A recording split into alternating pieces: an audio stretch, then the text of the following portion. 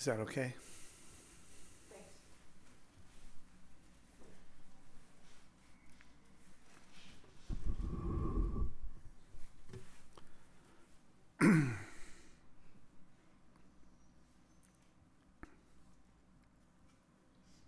Tim, yeah. Yeah, if, for those who don't know, please wait for the mic and then the streamers can hear your question. Oh, yeah. I forgot about that. I forgot about that.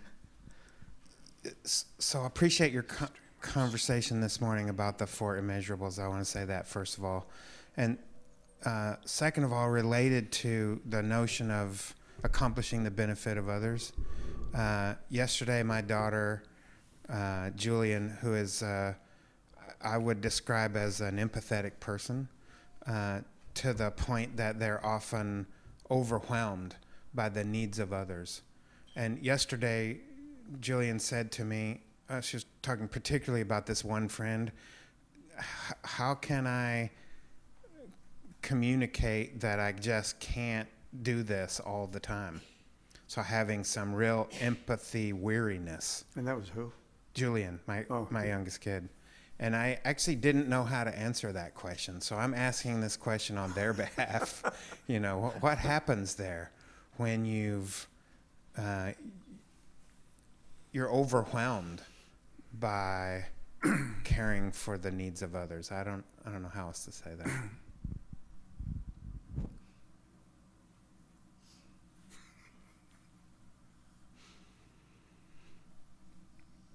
I experience that regularly.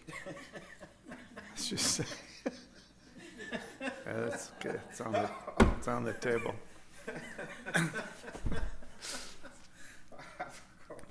I think that one thing is when we look at the four immeasurables or any other, like all of the mind training practices have this aspect in them, as you know, where we are working with the principle of like profound, unbounded interconnectedness, which has no beginning and no end.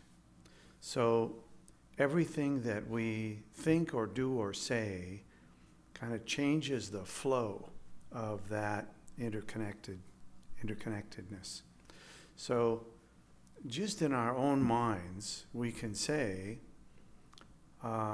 we can just put something there. It doesn't have to be like we have resolved this issue somehow. And now everything is so beautiful. It doesn't have to be like that. It can just be that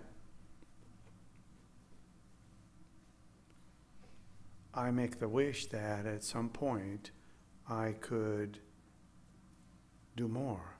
I could have more patience. I could, whatever it is, more effective somehow.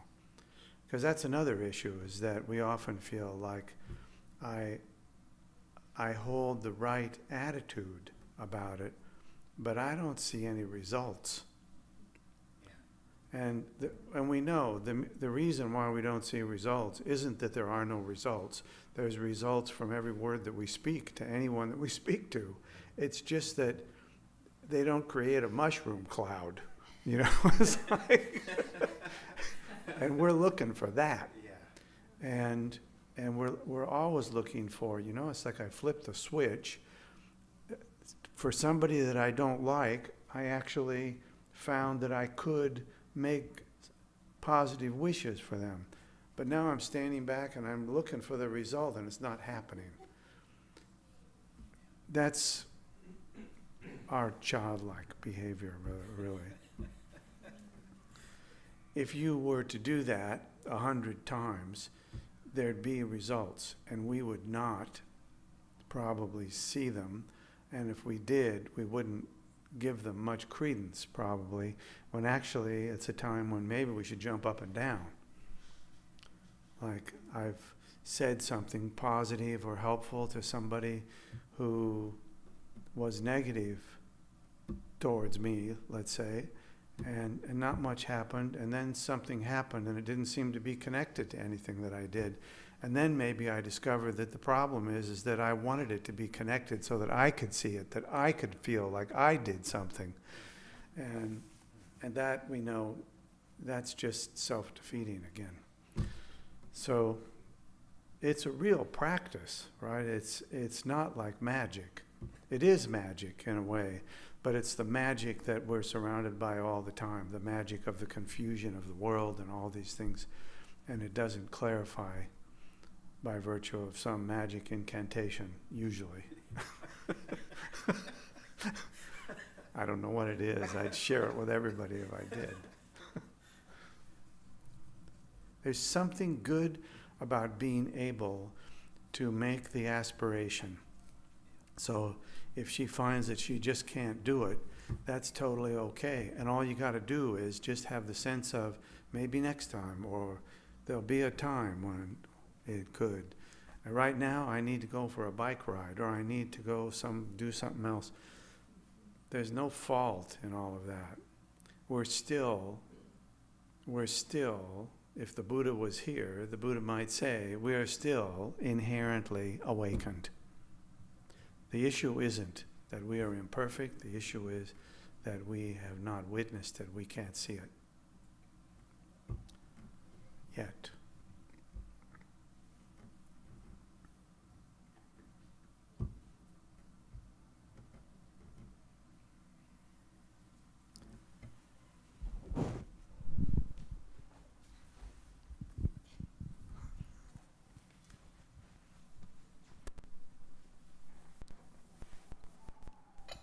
Just a mic running, so.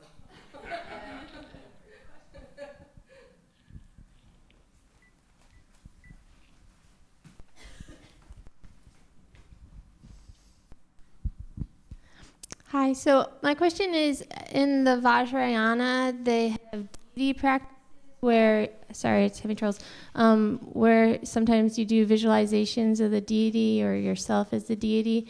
And my understanding is that you're supposed to have empowerment to do a lot of those ones. What happens if you come across a deity that kind of, you just have a yearning to do that kind of visualization, but you don't actually know what the heck you're supposed to be doing, and you haven't had an empowerment, and you're the kind of person who, even though you know you're not supposed to do it, is the type of person who wants to do it anyways and see what happens. An empowerment for, but you don't really know how to get an empowerment for them. What do you do if you still are drawn to visualizing yourself as that deity? Like, I mean, you can tell me not to do it. That's good advice, I guess, but I need to know more for it to be effective in my case. Have you tried getting the empowerment? That's on the list, but like, okay. Yeah. Well. Or, just even general advice on visualizations of deities, like, off the cushion in general. I mean, I haven't really heard much about that in my... So are you saying that you're doing this, practicing, doing a deity practice? Like before Green Tara got the Green Tara empowerment, I'd visualize myself as Green Tara, or, some of the emanations of that. And then there's that question of like, if I, that kind of thing comes up. Yeah.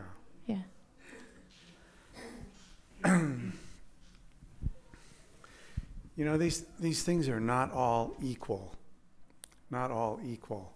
So, for example, and Green Tara falls into this category, at least to some degree, that there are certain deity practices which it's not so critical. You can do some practice of them without the empowerment, but you won't get the full benefit without the empowerment, but you won't hurt yourself.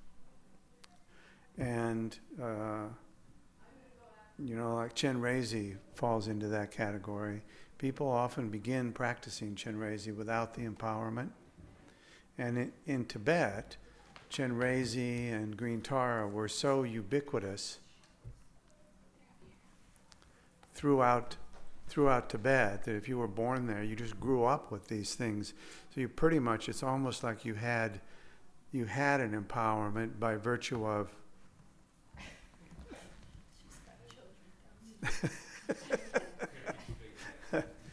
things go slower sometimes. Have you noticed? Yeah. They ran out of chocolate. Or some other.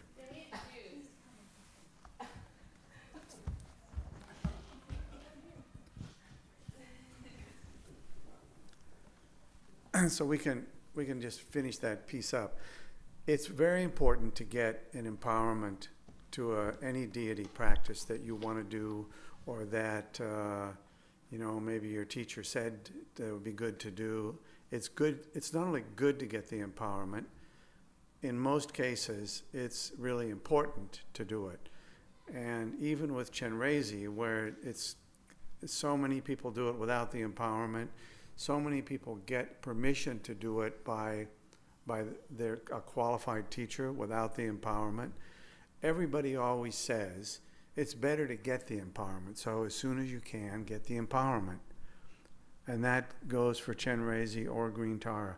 Both of those practices were so ubiquitous in Tibet, just by virtue of being born there and growing up, became, in essence, considered to be like having the empowerment. But for other things, it's more important to look into that carefully and get permission to get an empowerment, and then get it and follow through with the instructions in the way that it's explained. Does that make sense? You didn't answer quite fast enough. You said like hurt yourself, I guess, like if you do some of the practices without empowerments. I mean, that's kind of, I don't know what that means. Well, that's a good sign. So, yes. It's like when we were kids, there were certain things that we were not allowed to play with because they were dangerous. Matches and knives and things like that, maybe. And in a certain way, some of the yidams are more powerful than others, and in certain ways more dangerous. So you need to get an empowerment and understand a little more of what you're doing gradually. It's a little more difficult and involves a little more commitment and so on. So, of course, then it's good to make sure that you get all of those things. With Chenrezig and Tara, it's like when Khenpo Rinpoche was here, we did the empowerment. It was quite, kind of a summary approach to the empowerment and the practice. And some people will go on to get a more elaborate empowerment. Others might just do the practice as they got it for the duration of their whole lives. And that's okay too. There's no certainty that one is really better than another for any given individual, and Khenpo Rinpoche said it was fine to do that. But again, if you feel a real connection to Green Tara, looking to get a more elaborate empowerment might be something you would want to do. On the other hand, you might just feel like Khenpo Rinpoche gave it, and he's clearly qualified to give the shortened version, and also I'll just go with that for a while. That's totally fine too. Especially for those two, Chenrezig and Tara. Okay. Thank you. One thing that I would add on the aspect of danger is if you think about how one is introduced to any kind of tool, that it may seem obvious to most of us who've seen hammers used for our entire life that this is the end that you hold and this is the end that you hit a nail with, and it actually involves having nails or something to hit. That's what it's about. But if you really had no idea, you could do all kinds of things. You could just sort of make up stuff. And that's the process of having an empowerment is not exactly this binary thing where it's okay or not okay. It's a process of introduction, and the whole process includes teachings and becoming introduced to the process and what it's about. And the danger is actually us sort of making up something and inflating parts of ourselves that are not helpful to inflate, and inflating tendencies that are otherwise really, we shouldn't be inflating them. If we had no idea about either Tara or Chenrezig, we could do the same thing. But if we've been introduced over time about the idea of profound compassion, and we say, oh, I'm going to relate to this idea of profound compassion, whether or not we have an empowerment or not, we have at least a little bit of an introduction to what that's about, what the Chenrezig practice is about. And so it's like, well, I actually know this is the end of the hammer to hold. The end connects to, it's about, this tool is about deepening compassion. Just that beginning, okay, that's good. And Tara, it's similar in terms of protection from fear and other aspects like that, protecting beings. So if we know these things, then we have a little glimmer. But it's best, whether or not we have we could take an empowerment and really not pay any attention to the instructions, and we could actually not really be introduced. So just having the empowerment by itself is only part of entering into a practice like that. So we should go slowly.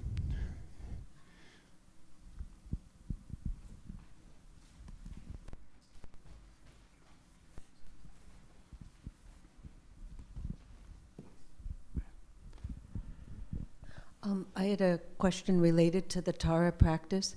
The announcement that came out yesterday, I guess, for Tuesday night's practice was that it wasn't going to use the book, the short book, but pages that were available for sale here. Is there any possibility of coming this first Tuesday night and just borrowing copies to use, if our hands are very clean?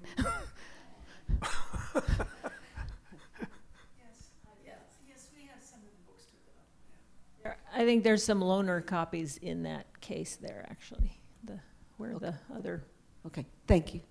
pages are kept.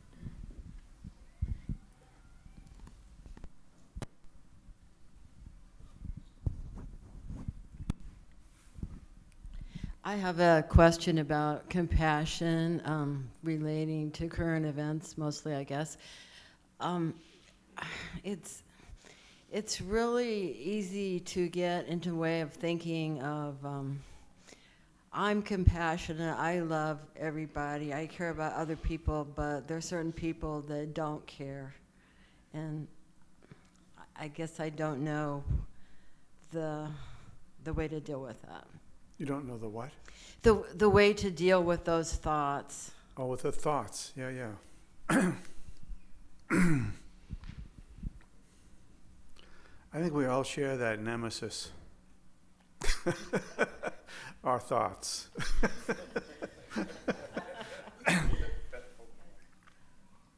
Yeah.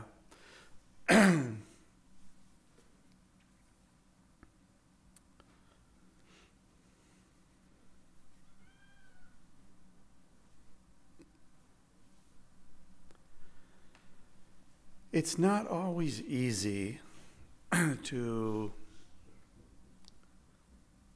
remind ourselves in a compelling way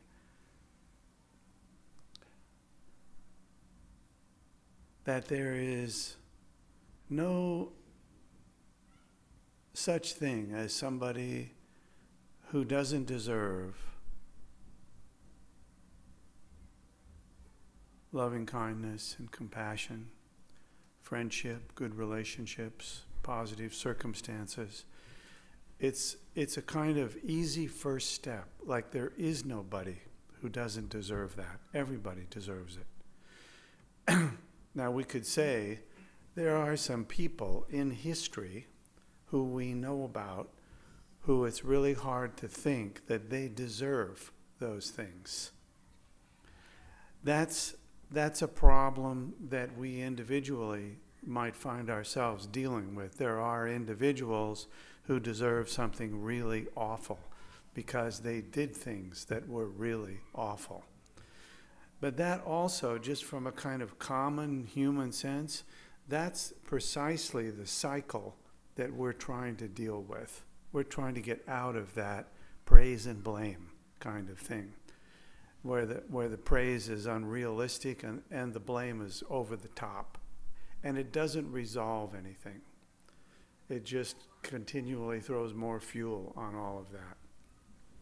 So if you can start with something simple that works for you in a given situation, where you can just give rise to some seed that is positive, like, I wish that I had the capability to actually help make this change, or to give something to somebody, or do something that would make a difference in their perspective, in their willingness to do certain kinds of things that feel like they're really positive, even though you have every reason in the world to doubt that your mere intention is going to do anything.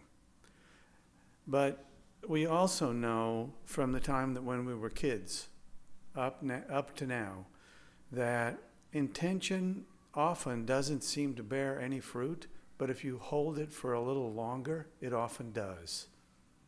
It often does bear something. It may not be the mushroom cloud that I was referring to, like really a really big deal, but I think that there's a lot to be said for the greater ease and greater probability of result from a large number of small events. Like, for example, develop the habit of saying something kind to almost everyone that you meet every day. Even you can say, I know it sounds kind of phony. It's like I keep saying this and you're probably tired of hearing it. And sometimes I'm tired of saying it. But the truth is, I really wish that it could be compelling. And I really want it to come from my heart. Just that kind of transparency sometimes is also really helpful to people we know. And to people we don't know, just to say something nice to them when we see them. It isn't just for the other person, who often will turn around and say, bug off. You know? But it does something to our mind.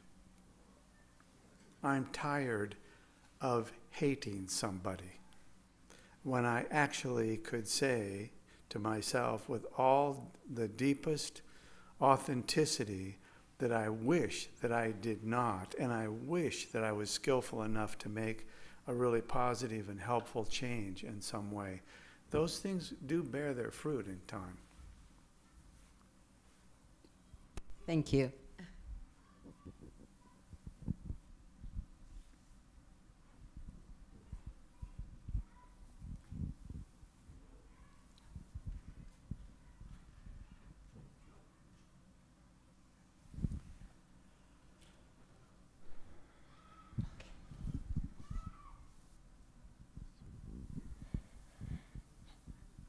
Building upon what she said, I have You what point the microphone right at your mouth. is that and better? That's Can great. everyone hear Yeah, me you now? got it. Okay. I'm a microphone rookie. Sorry. Okay, building upon what she said. So I have a lot of the same issues she has. You know, how do you feel compassion for somebody who makes you cringe inside? Yeah. And the way I've dealt with it so far is I imagine, you know, the sea of samsara and everybody swimming through it. And, you know, some people are farther across the sea than others, and those people that you have, you know, they're like just stepping in, but everybody's swimming across or however. So I imagine in my mind that maybe the reason I'm not obnoxious or offensive like that person is, or like I see them is because maybe in one of my past lives when I was closer to the stepping in. I've learned that lesson already, and maybe that person is in that position in this life to learn this lesson, and then in their next life they'll have already learned it. And so I imagine compassion, because everybody's at least trying to swim. You know, no matter where they are, they're somewhere on that path, and maybe I've already been where they are, and maybe so. Is there anything?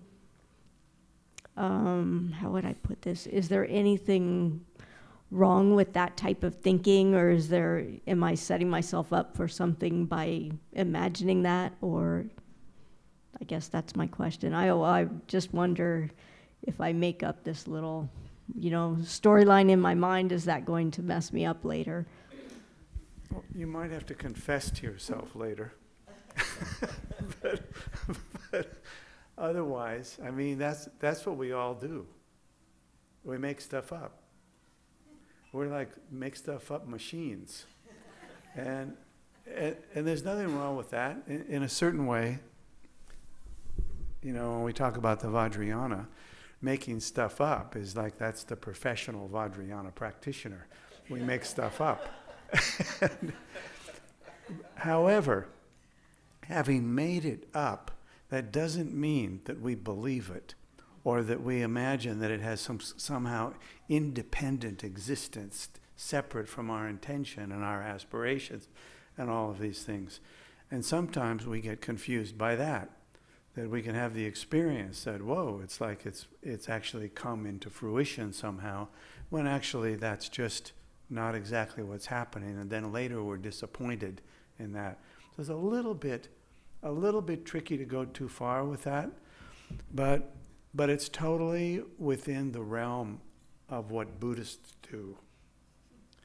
That is to say, to remind ourselves, for example, when we find someone who doesn't like us or we don't like them for some reason, that this is the nature of interdependence. So it's helpful, I'll say it from my own side, because there's nothing wrong with what you said, really. But from my side, I think we could each share something about it if we had the time, that I'm more inclined to think that I can't see my past. I don't know what my past is. I don't know what my future is. But I do believe that even just sitting here and saying something, seeds are being planted. It's almost like every syllable, seed planted, seed planted, seed planted. I don't know what grows from that seed. And if I approach it from that perspective, I'm likely to be very careful about what I say. And mostly I am careful about what I say.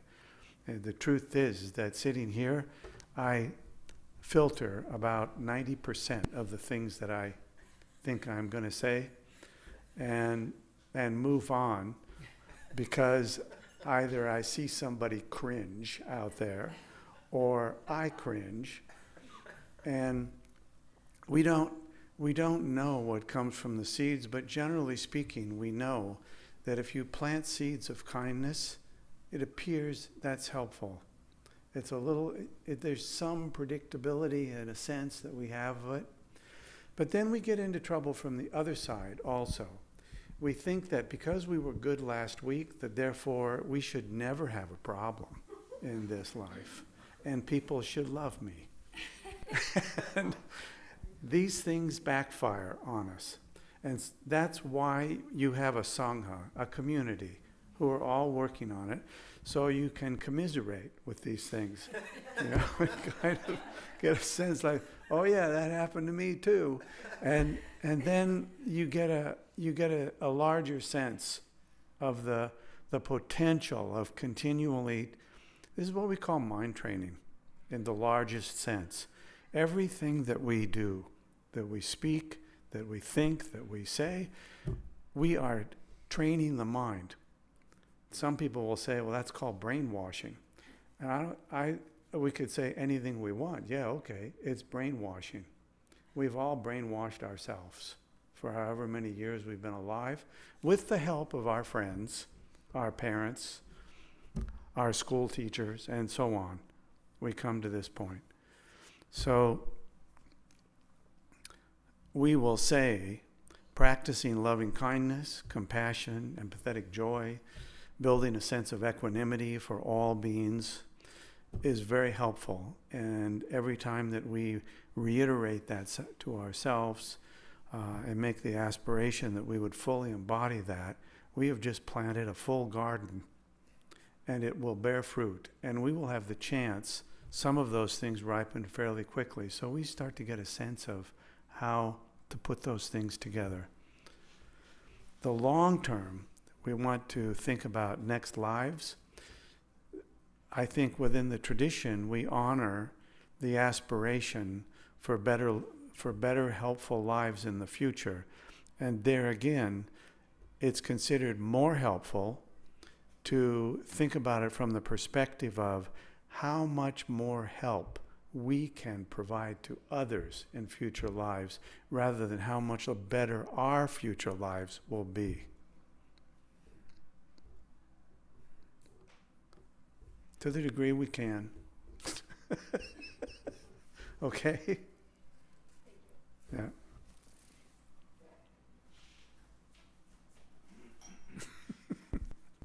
Thank you. Lama Michael, this is in regards to your talk earlier, and just, I'm not sure how this will come out, if it'll be a cogent question or not, sorry. Oh. But one of the practices that I've done involves like giving and taking, and you start with yourself and your parents and all. And so there on some basis you have to kind of practice for you, or, I think how it is that if you don't love yourself, how are you going to, be able to extend loving? What did you just say? I missed that. If you don't love yourself, how would you extend loving kindness to others? So that's one part of the question is about the individual. And the other part, not to, for Tim and Bill and the 6 paramitas, but one of them is meditative concentration, right? Yeah. And so, and I'm not sure, but I thought the idea was that you develop this ability to concentrate, to help, on some level, to help others. So can you kind of explain how that paramita relates to what you were saying about the 4 immeasurables? The paramita of concentration.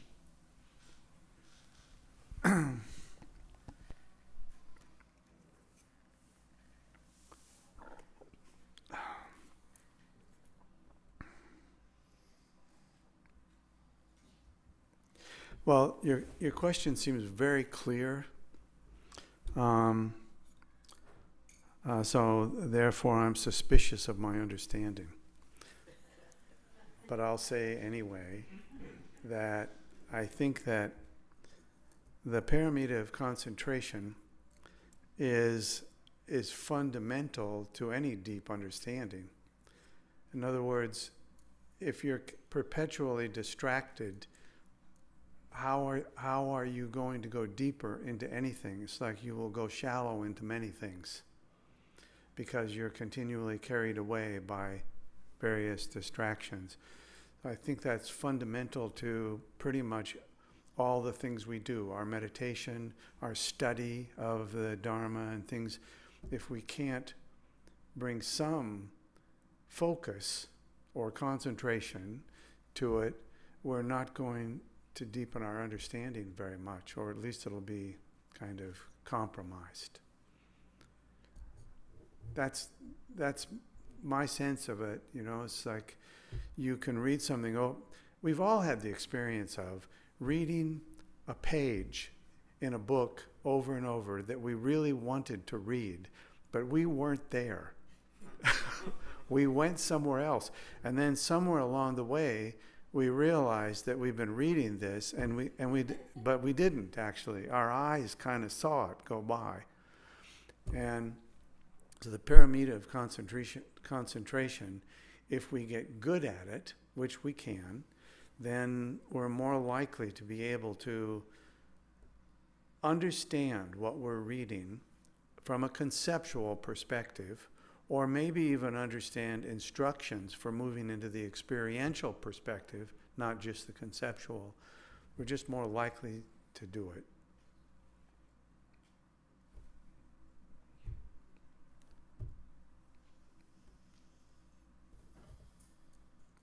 I'm not sure I answered your question.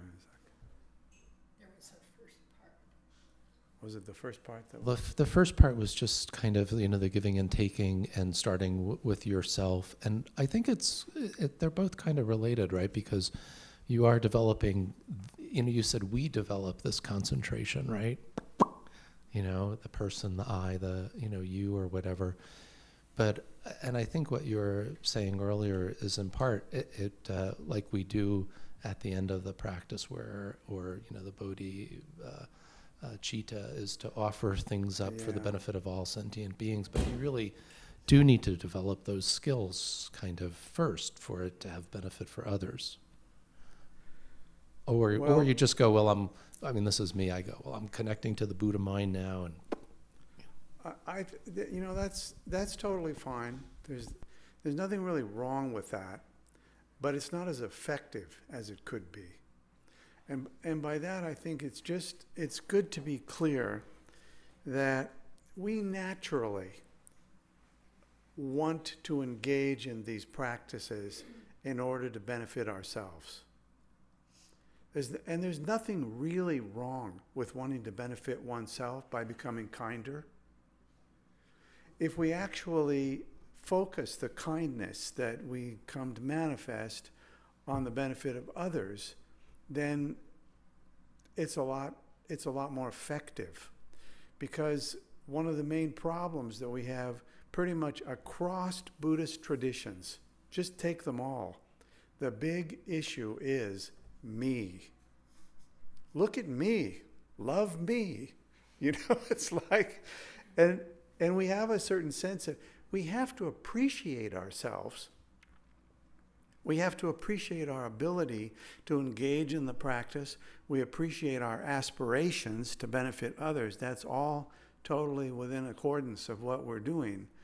But the point at which we identify, I am now a very kind person, way beyond anyone I know.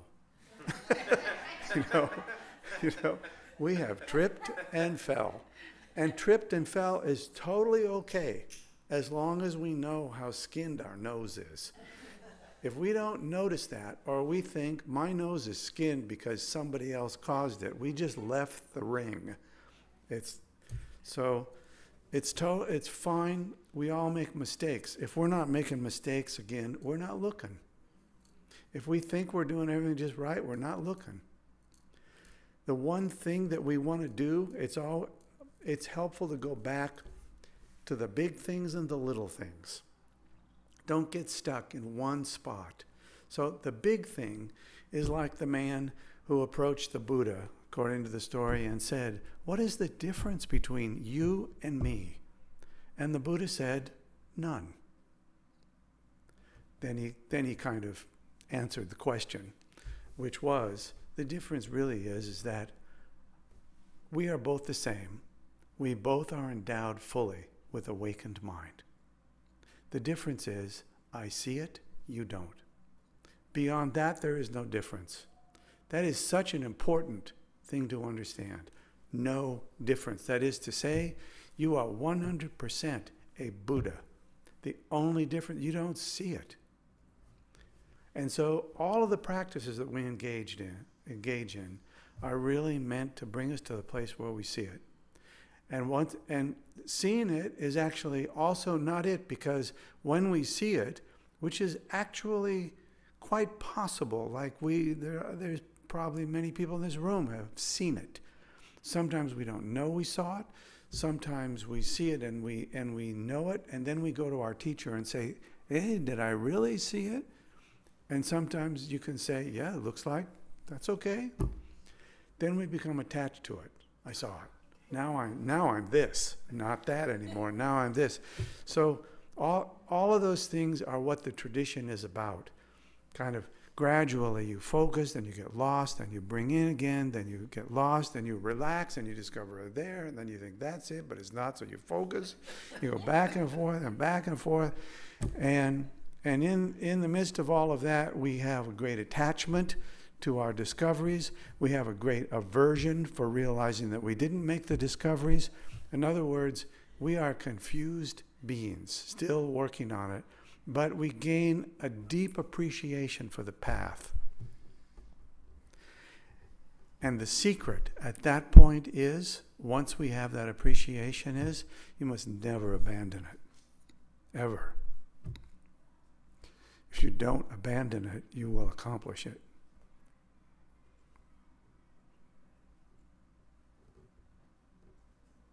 Thank I'm you. confident that's the case. I wish I could say I know that firsthand. I'll send you a card when I figure it out. Don't, I might get very attached to the card, so. Next.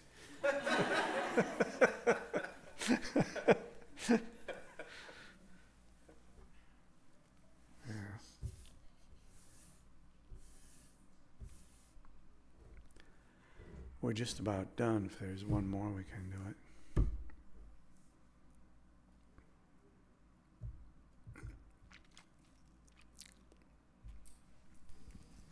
Okay, I have a question. During the while the Rinpoche's visit, and he did not say exactly this way, but he said something like, there is no difference between the dream which we, like we dream we have at night and what we experience while we are awake. Something, I mean, he did not say exactly this way, but it's something in this context. And I don't understand what that means. When I heard this, immediately what came to me is that, oh my God, I'm so full. I take everything seriously while I am awake, all the events, like happening. But when I dream something at night, it's just a dream. So, but that's beside the point. So I don't understand exactly what that means. How should I understand? Please clarify this.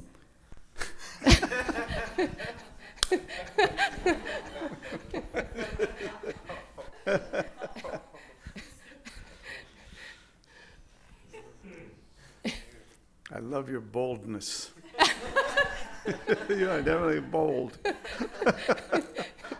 Yeah.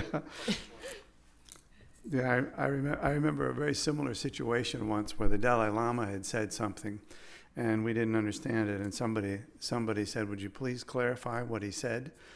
And at that time, those people were intelligent. They said, no way. It's like, so I'm just barely vacillating off of that.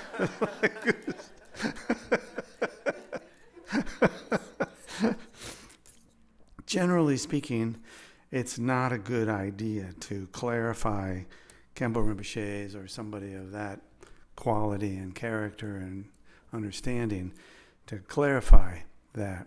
But I will say one thing I think is embedded in that. Whether you dream an experience or whether you're awake and you have an experience, they are both experiences. And they are both almost for sure endowed with confusion.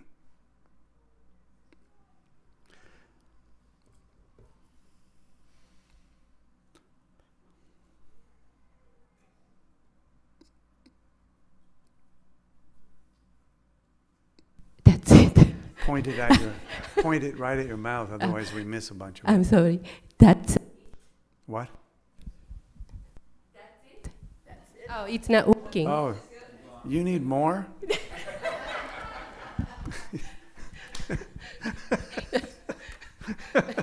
I know. We want to be free of the confusion. Yeah. I'm even more confused. Yeah. You know, the thing about confusion is, I remember I remember first coming to the Dharma with Kala Rinpoche. And at that time, I neither felt confused nor clear. It was just a sense of curiosity. Like, who is this guy? I was not a Buddhist. I had no interest in being a Buddhist. So I was curious. That curiosity was very helpful because I understood that I didn't understand. That I wasn't confused by what was going on. I was just curious about it. In time, that changed. And then I wanted some other understanding. And that brought about exactly what you're talking about. Then I wasn't sure, is this confused or is this clear? And so on, back and forth. And I think we have to also acknowledge that there's no way to avoid that. It's not ordinary human parlance that we're dealing with when we're talking about, and I suspect every truly authentic spiritual tradition would say this, our ordinary conversations and relationship becomes confused when we see more of it, when we see more clearly, but we don't see it all clearly. We see some of it clearly, some of it's still confused. Then we're confused by how come some of it's clear and some of it's not. And so it gets mixed and mixed and mixed. And again, I just want to say that's why we have Sangha. And that's why we invite people like Khenpo Rinpoche to come. Because then we have, we see someone who is clearly more clear than I am. And then I listen in a different way. And then if I meet with him personally, I ask the question, and it becomes more clear. All clear doesn't happen. My guess is that even Khenpo Rinpoche would say, not all clear yet. I wouldn't be surprised. The truth is, he would never say it's all clear. Whether or not it really is all clear or not, we're not going to find out. But we have the tools to work on that. And the confusion doesn't go away. It's kind of like you get the power tools and all the saws and the hammers and the nails, like we were talking earlier. That does not. You don't have a house yet. You got nails and hammers and things. And you don't know how to build that house. So the first one you build falls down on you. And you have to just keep going and working it and learning it. And you get insights, and ordinary insights are precious. Oh, I see. The real problem is every time I sit down, I'm trying to accomplish my own benefit. And actually it turns out to accomplish the benefit of others is actually joyful and easy. Because I'm not responsible for the result in the same way. When I sit down and practice, and I expect to feel better and be peaceful and nice, and then I'm not, I feel ashamed. I feel like I'm at fault. I'm not getting it. All of this happens. But if I just think about individuals that I know and encounters that I've had, and I just make the wish that some small thing that I might say or do would be helpful, and I imagine that it's helpful, it very often is. So not looking for enlightenment, not looking for my enlightenment. I'm clear about that. That ain't going to happen. That enlightenment will not come by virtue of looking in the dark corners and so on.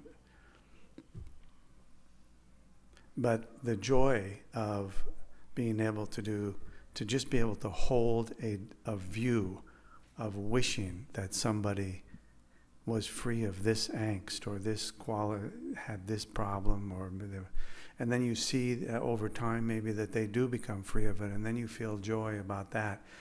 There's many small things like this add up. And in the meantime, more people will visit, or you will go and you will meet people. And it's helpful to write your questions down.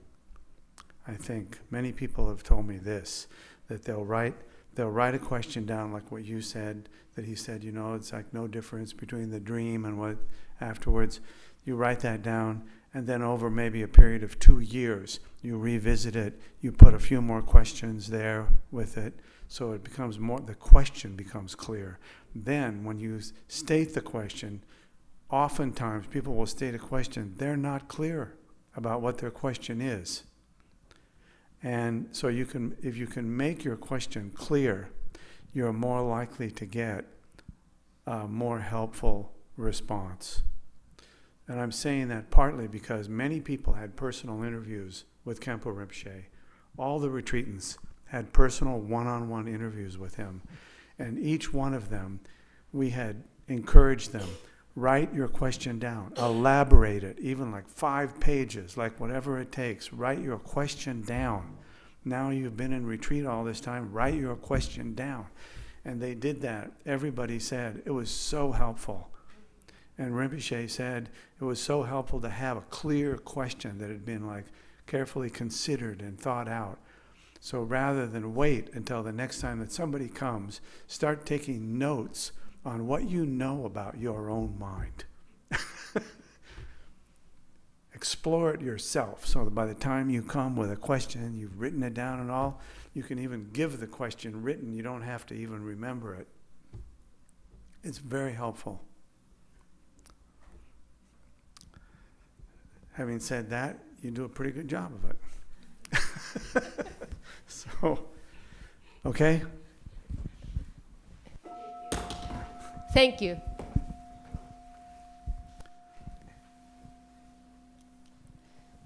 So we're finished. Let us dedicate the merit, another act of taking what we have done and offering the benefit to all sentient beings. By this virtue may I quickly realize Mahamudra and establish all beings without exception in this state.